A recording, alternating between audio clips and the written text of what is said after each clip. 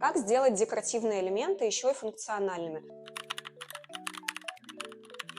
В своих проектах мы часто используем 3D-панели под дерево, либо полиуретановые 3D-панели, как здесь, и делаем их не только украшением интерьера, но и размещаем в таких местах, как проходные коридоры, прихожие и так далее, места, где стены подвергаются большей нагрузке, и так же, как и декоративная штукатурка, эти панели защищают их гораздо лучше, чем просто гладкая покраска, которая быстро придет в негодность.